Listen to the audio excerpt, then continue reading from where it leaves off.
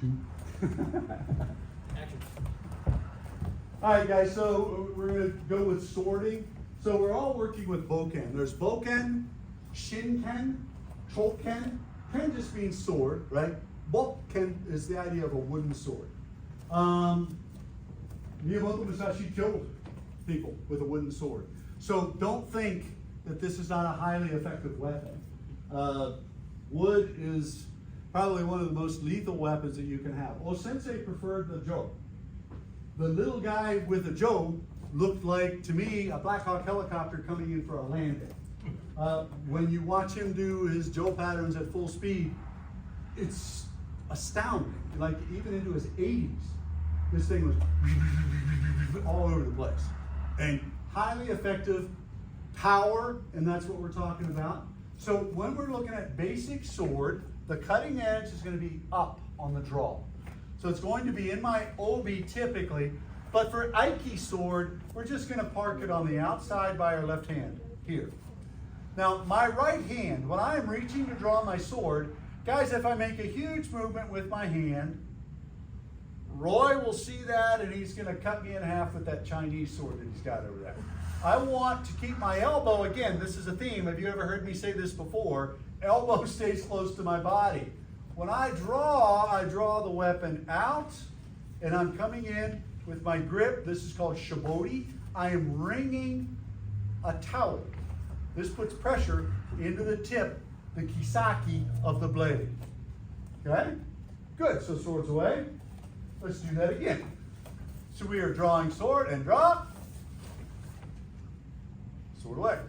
And on sword away with Aikido, you can just flip it back in. You'll see some folks that will go through this and then they'll do chibori and they make the koiguchi and they go through the noto. Okay, we can do all of that stuff, but that's really more classical sword. Aiki sword is really just training with this to understand the extension of sword and how it relates to Aikido movements. Yeah? Okay. So one more time, we draw, and we're setting into a Chudan no Kamae. Chudan no Kamae just means center stance. If I go from Chudan no Kamae, I come above my head, I'm in Jodan.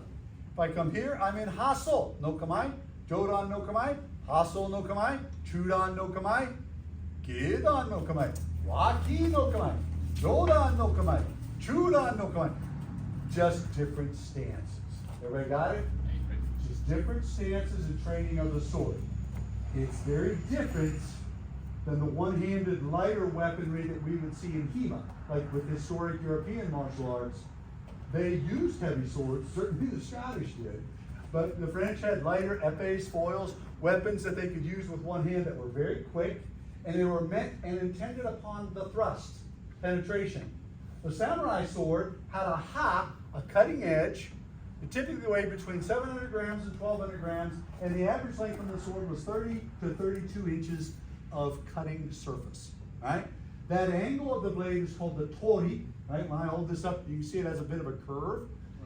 That didn't come along until this gentleman who went off in a cave with his son, and they're trying to make a superior sword. Prior to that, they used swords that were called a tsurugi, which was a straight sword. And he came up with this idea of the curved blade, and it took off, okay? He was the guy, Bill Gates of his era, okay? He came up with this product that everybody had to have, I don't know. So now what we're gonna work on is our standard cut. We are here, I'm in Chudan no Kamae. I raise my weapon above my head, which looks an awful lot like that elbow power we did in Aikido, and we cut. Good, to move a back foot. If I move rear, I move my rear foot. If I'm gonna move forward, what foot would I move? If I'm going to move to the left, what foot would I move? If we're going to move to the right, what foot would I move? Oh, you guys are getting it. You're smarter than Weininger. Took me 6 years just to teach him that. All right, now, that's going to be on YouTube, Mark. All right, from here, raise weapon up, cast and cut. Weapon up, cast and cut. Nice. And I want you to really think about it. It is the last 8 to 10 inches of this blade that really does the work, okay? You are now working at Subway, and you are slicing ham and beef with this thing like it's a little slicer, right? So when we are thinking about that, we're trying to take advantage of the curvature of that blade as we cut. Ever got it? Thinking about the effectiveness and the efficiency of the cutting edge of the blade. If I draw a samurai sword and you're attacking, and I'm moving towards you with that tip, even the wood may can kind of move back. If I do that with a live blade that's razor sharp and I draw it, I promise you, as soon as that comes out of the saya, it has a presence, a physical presence, that when people look at it, you just walk towards them. I've had people 20 feet away, I walk towards them, and they're like moving away. Roy will tell you, I competed at a tournament one time that we were all at, and I had my live blade. I grabbed my live blade, I had both my iai, which is a training blade, doll, and a live blade that I was going to use for a cutting competition. I think Roy was there. And I did my kata, and I'm doing it full speed, and whipping this thing around, and resheathed it, and done. They're like, wow. And the judge said, can I see your blade? Uh-oh. I pulled it out and I presented it to him, right? He immediately takes it out of the sheath and touched it. And he cut his 3 fingers almost to the bone. And it was at that point that I realized, oh hell, I was using my live blade. The reason I got it confused was because my live blade was 1,200 grams, my training blade, 1,200 grams. They looked identical, right? And it was a competition. It's been years ago. Ever since this, I've learned my lesson. I always double check it to make sure I have the correct sword. But, you know, I didn't know. So bottom line is, yeah, make sure that you're aware of where your weapon is. So there's a cautionary tale I'm telling on myself that you guys can, everybody makes mistakes. That, in my mind, was a pretty big mistake. That was very dangerous. Yeah? Don't want to do that. Had it slipped from my hand, that would have been bad. Right? Could have injured people. So let's try this cut again. We draw, go through our chew, up, cut, up, cut, up, cut. Guess what? We move forward. Back, back, back. Sword away. I heard somebody say, ouch, so I gather the sword is 1, you're 0. Oh, you stepped on the wood. Yes, sir. Wood 1 and he's 0. All right, so now everybody, what we're going to do is we're going to try 8 directional cutting, okay?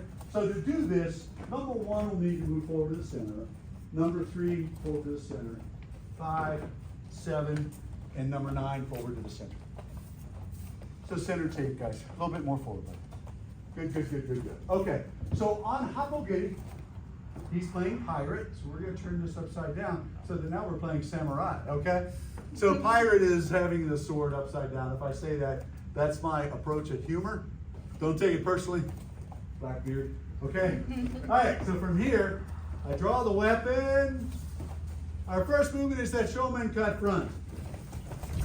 All right, guys, now watch my position. I'm going to turn 180 degrees and come underneath my weapon. Everybody see how I did this? I'm underneath my weapon. Just turn, good. And now my left foot, I'm just going to step with that a little bit and cut. Good. Now we're going to go to the right. So I'm going to move here in the center so you guys can all see. So I'm here, I just simply step out with my right foot as I come under my weapon, and I cut to the right. So now I've sliced this pie into 3 pieces. I want to slice it into 4 pieces because we have company. And that's great that you're keeping that above his head. Now from here, I'm going to rotate again, 180. I'm under my weapon. Now notice I'm not casting the weapon way back. I'm here. The weapon is what's called the ganmen, which is the space of the handle. It's kind of in front of me. My front foot I cut. Okay, everybody relax. So we'll go back to our original position.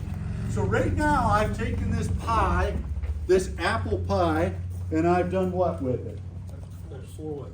I've cut front, back, side to side. So I got 1, 2, 3, 4 pieces. Guess what happens? 4 more people show up to the party, so now I have to slice this pie into 8 pieces. This in classical sorting is called hapogiri. Hapogiri. 8 directional cutting. Well, Sensei said if you understand hapogiri, you understand all of Aikido. Well, guess what? There's 8 directional cutting. There's also 8 types of cuts. There's 8 types of stances. There's 8 types of resheaths. There's 8 types of directional attack, both forward and back.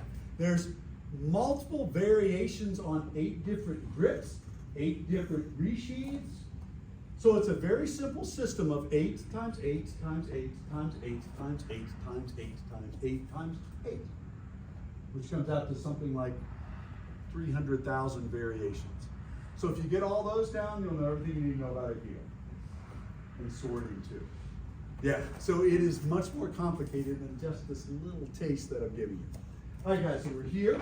Let's try this again. We're drawing. Cut 1, not literal mark turn. Cut 2, step out right foot, turn angle towards the front of the dojo. Cut 3. You're not going to hit the old guy behind you. Rotate. Now we're facing the front door. Cut. Okay, now it gets a little wonky. Because now I'm going to go, if that's 12 o'clock, that's 6 o'clock, that's 3 o'clock, that's 9 o'clock, I'm going to 7. I turn in this direction. Now I cut it to 7. Now I'm going to turn and cut it to 1:30 mark. Now I'm going to step out with my right foot and I'm going to cut at 4:30, not hitting Jason. And now I'm going to rotate under it and I'm going to cut at the 10:30. And then I'm going to raise the weapon as I step to the center and bring it back down to my initial position and then sword away. Okay, everybody move back, have a seat.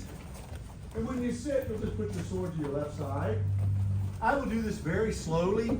So if I am here, guys, I draw my weapon, set to center. 1, 2, 3, 4, 5, 6, 7, 8.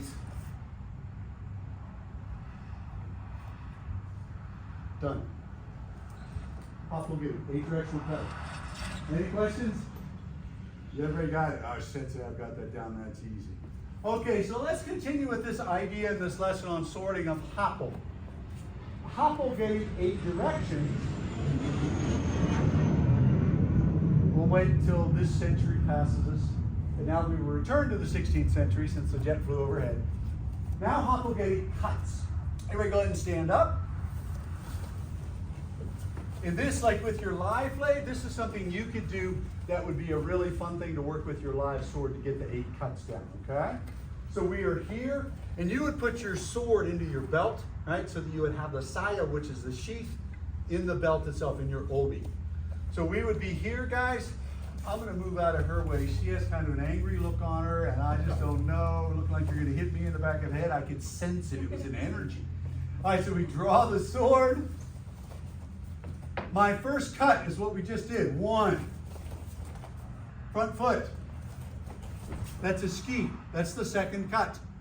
Number 3, step back, cut. That's the third cut. It's called a keisa. I turn my sword over. Now I'm in what's called gyaku keisa. I step forward, and as I step, my elbow's connected to my body, so guess what happens to the sword? It comes forward. That's called gyaku keisageri. I bend my elbows. Now I cut. That's called keisa. I flip the sword over, and I step backwards. Gyaku keisa.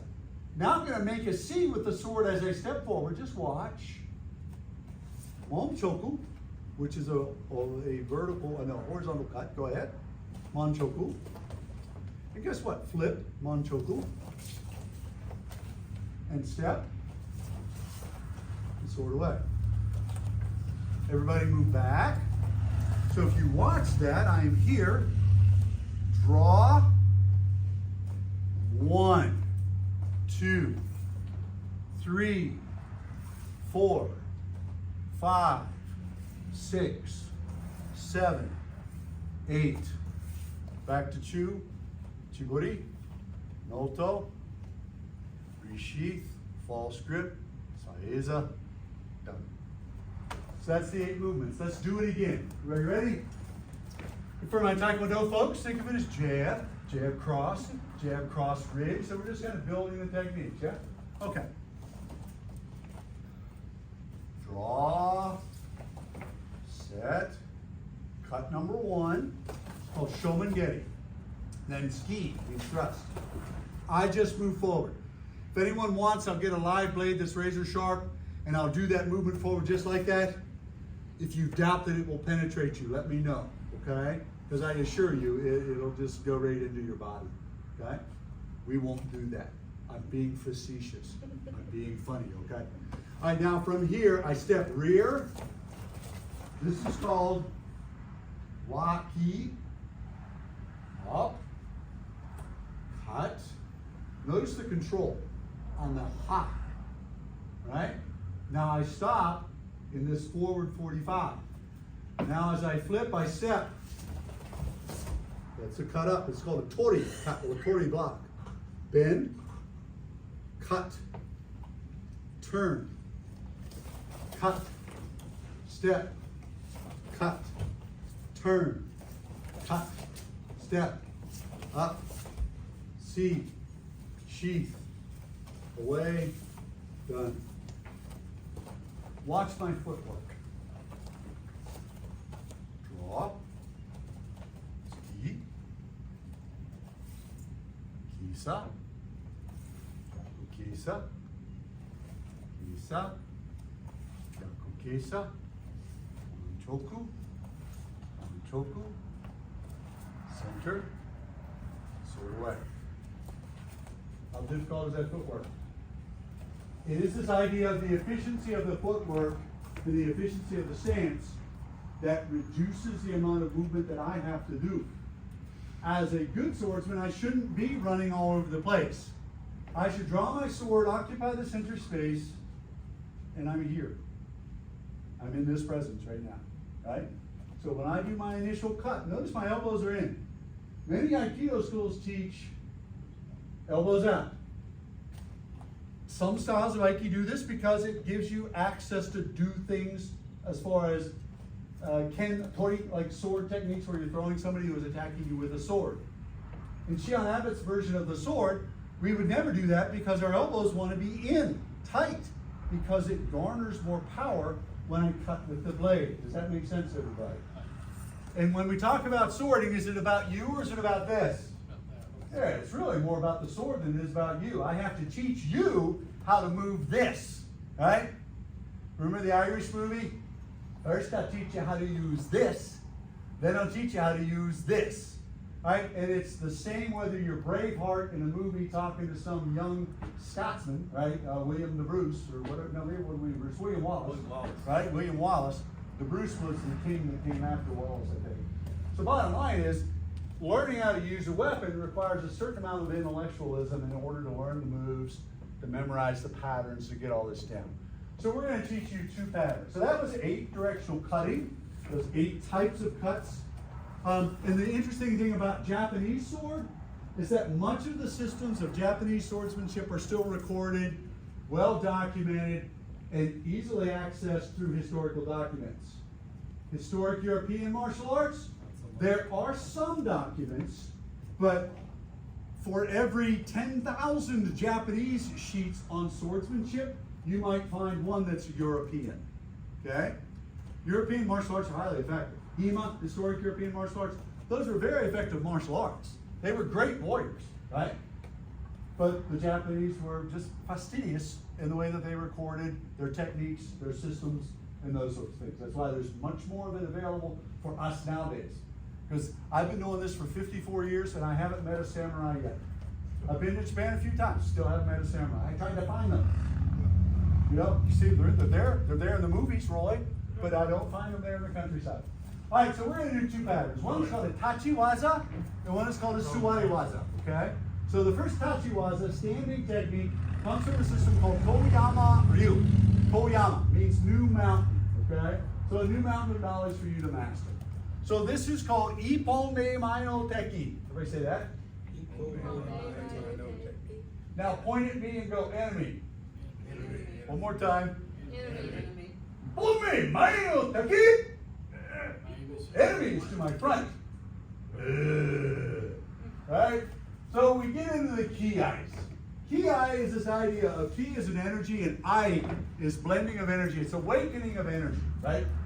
When I ki-eye, in swording there is classically e, ya, ko.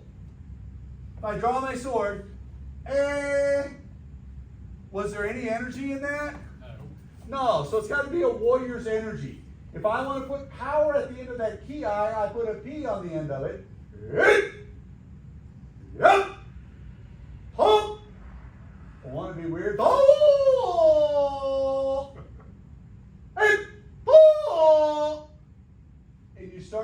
into that stuff. Hey, yeah, cool, cool. He is looking at my mouth the entire time. I know that people are programmed to watch my mouth move while I talk. He's doing it, not you, the big guy behind you. We do that naturally as human beings. That is a samurai lesson in Emzan no Metsuke, distant mountain vision, where you're trying to take in everything and not get focused on just one thing, watching someone's mouth move. I can use that to my advantage in a self-defense setting. Please, sir, please don't hurt me. Honest to God, I don't know. Hey, I'll give you my money. I'll give you my wallet. Please don't hurt me while I'm attacking. My mouth is still moving and I'm still talking. Because he's watching me talk as I attack. He's trying to process two things. It's difficult for us to process two things. Everybody got it? Okay, that's part of the reason of the principle of ki, to occupy their mind. The other part of the ki is to awaken my spirit, to give me energy. You ever been in the gym lifting weights? Oh, yeah. That's kind of a form of ki because you're breathing, right? Okay, so let's do this first pattern. So we are here. This is Ipponmei Maino Teki. So I have this position. I'm going to step right foot, move right hand, push down on my weapon, step left foot, draw, and cut up. This would be a Gyaku Keisageri. Now as I turn the weapon, I cut down, Keisageri. Notice I'm not turning my body. Where did I stop it? Are my shoulders and hips square? It should be. Now from here I move into it. Draw my C. If I have a Crayola crayon out here, draw a C. And I want this tip to be to my center. Not over here, that creates an open highway for attack. My tip is here. Part of it is shibori, and when I release this rear hand, there's already tension in the blade. Pop. That's the chibori, clearing of the blood. Now from here, I make a koi guchi, fish's mouth, a little koi, like koi in a koi pond, a wall, be swimming. I put it on his mouth, shift my hips because I want my sword to come forward. If you see people who stir the soup at tournaments, where they do this, and they come around, right? Incorrect. Here, move my hip around the blade so that the blade is always occupying the space between me and my opponent. Does that make sense, guys? That's Ipponmei Maino Teki. That's the first pattern. Let's do it again. Scooch back. Toyama Ryu system, which is Japanese military, JDF, Japanese Defense Force. They learned this pattern. There are 8 of these. Okay, this is just number 1. Let's do it again. So we're here. So if you want to add in the ki, we can just kind of go from here, and it would be yap, si, si, no hablo todavía, lo siento, mi amigo. Okay, so we're not speaking Spanish in here. So you can do the ki on strikes, but typically not on a re-sheet. I suppose you can ki on a re-sheet. Master Ryu used to say, "Oh, the spirit moved him." And what he meant by that was, he just ki at a point where typically in almost all patterns, Japanese or Korean patterns, there are 3 ki up, and whatever kata hyung that you happen to be doing at that time. All right, first, middle, and last. The ki is this idea of a spiritual shout. Right? I go to tournaments often, and I will see 27 moves and hear 27 ki's. It's wrong at so many levels that I can't even begin to explain it. But by the most important level, if all you're doing is ki-ing for 27 moves, where is your breathing? You must have one heck of a cardiovascular capacity to do that through an entire pattern, okay? That's not the point. The ki was meant to accentuate a power movement. If you add in a 4th ki, okay, so be it. The spirit moved you, yeah? But every movement does not deserve a yell. Let's try this again. If they turn purple, it's not a ki. Yeah, if you turn purple, you don't understand the principle of breathing, right? Breath control, breathing in martial art controls your heart rate. Keeping your heart rate down out of a high range allows you to maintain a combative effect. If my heart rate's 140, 150, I'm 66. 220 minus my age gives me my correct heart rate for a training effect. I want it to be at 60 to 70% of whatever that is. If you do the math, it's around 120. If I'm in an adrenalized state, my heart can get to 130, 140 really fast. What does that mean? It's pumping so fast that it doesn't have efficient cardiac output to oxygenate my muscles. I can't move very well because the gas isn't getting to my engine. So I have to slow the RPMs down on my engine or it's going to stall. Does that make sense? Guess what? It's the same thing when we're talking about an adrenalized state with your heart and blood flow. Got it? Okay. I find going to a car, most Americans go, oh. But talk about like medical stuff and rattle it off like I'm a doc, then most people go, what? But when they start talking about a car, everybody's, oh, okay, I kind of get that. All right, so we're here. Draw, cut up, cut down, center, draw C, resheath, step forward, and down. Sensei, why do we step forward? You have a sword. Why do I step back in unarmed combat? To pay respect to my opponent. I just got done attacking you with a sword, okay? I'm trying to kill you. I step forward. I am dominant with a weapon. That's our heritage, okay? Scooch back. All right, the next one's gonna be a little harder. So let's switch gears and we'll go to what are called seitei. Seitei gata are these patterns that are classical Japanese patterns. Initially there were just 8. And then they said, well, that's not enough. Let's make it 10. Okay, so we got 10. And then the kendo guys said, that's hogwash. You know, you're forgetting completely about kendo, this whole other aspect of the 3 legs of martial art with sword. Kendo, iaido, and then tamashi, cutting. Kendo, beating the snot out of each other with sticks. And iai, drawing the sword really fast and killing somebody with 1 strike. It's the 3 legs, right? The kendo guys didn't feel represented because there wasn't much kendo in any of the stuff that was happening in the seitei patterns. So seitei pattern 11 and 12 are an ode to kendo, okay? Just so you know that. So this first one is just called mai. It means to the front. All right, so we are here with our sword. If we're wearing a hakama, we can do this in 2 fashions. I like to pull one out as they come down, left knee, right knee, toes out. I'm in my seiza position. If my sword is banging on the ground, that would be considered inappropriate, okay? So everyone's in seiza. We're not gonna do the bow in. There's a whole series that goes with the bow in the tradition of belting the sword, all of that, but we're running out of time. So let's just get to the meat of the pattern. So everybody down in seiza. Now the reason the left knee goes down first and the right knee is second is because where's my sword? On the left. So now when I draw the sword to cut, I don't bring my left leg up first, I bring my right. So when I come up to active toes, on my first movement on mai, I'm drawing the sword and cutting straight across. This cut is meant to cut through the opponent's eyes, okay? Cutting through their eyes. What have I now effectively done to this person? Blinded them. Where's the energy?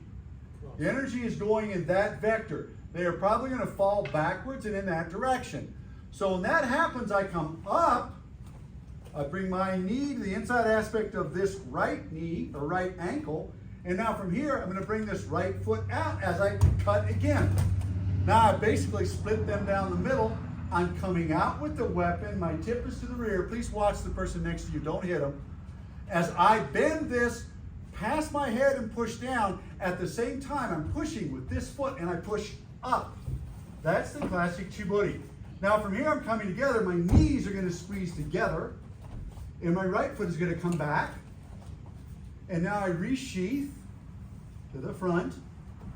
As I come in about halfway, slight bend down, then I'm going to come up, finish my resheath, seiza, and done.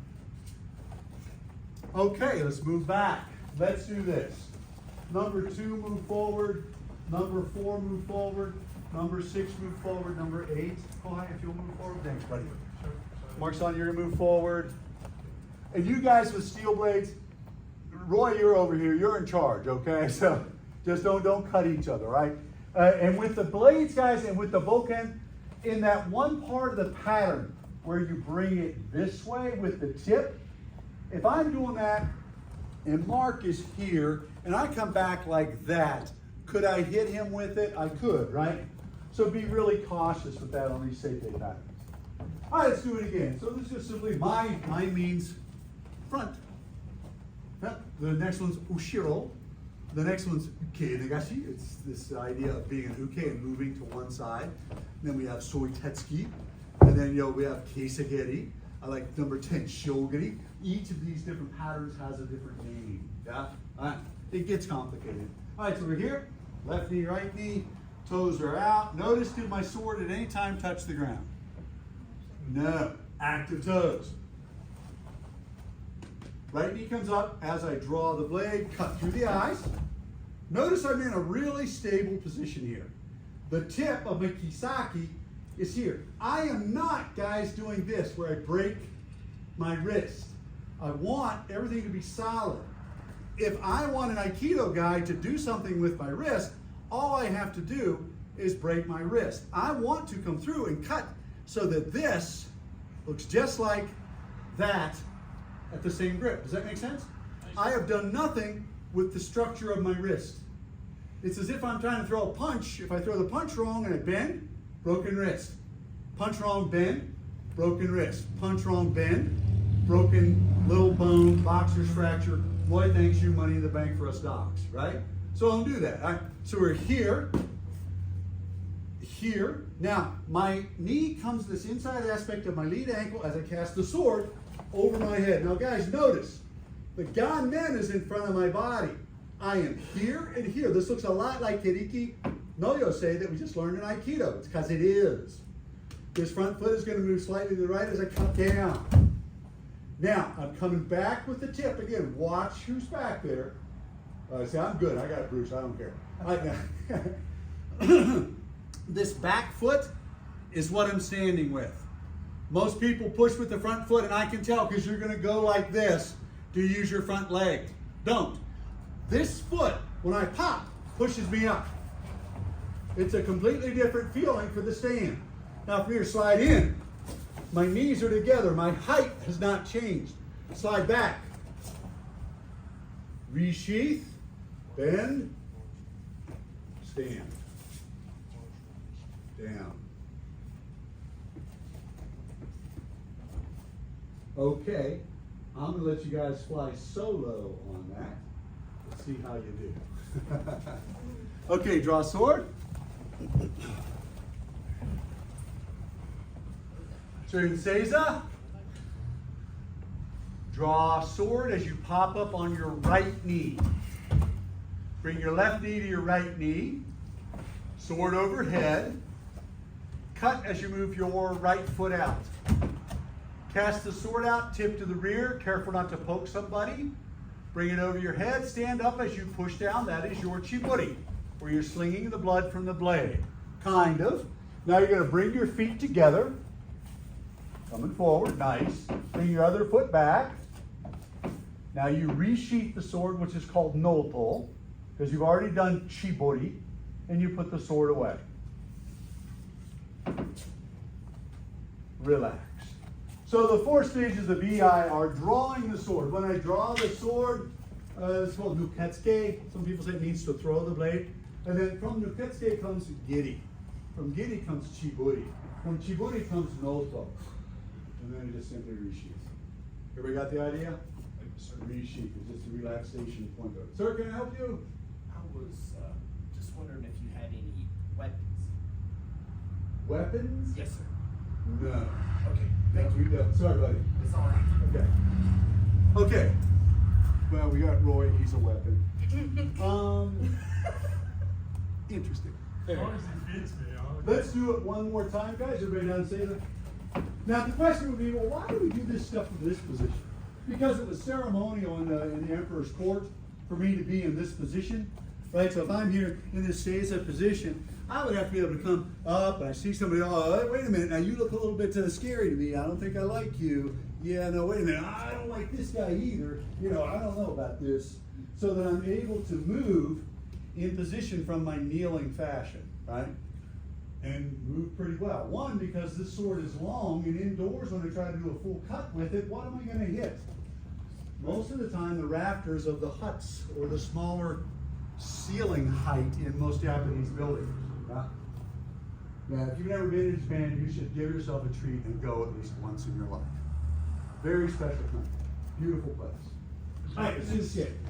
And So- the Japanese sword system use a reverse sword? We do sometimes, we do. Sometimes what we do is just take a tanto and literally reverse the sword itself.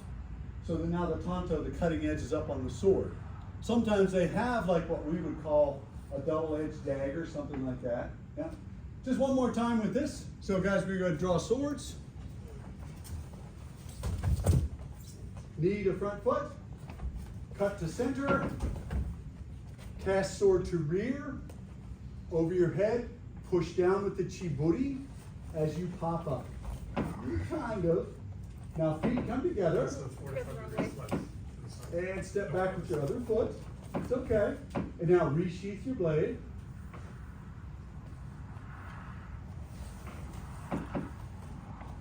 Good.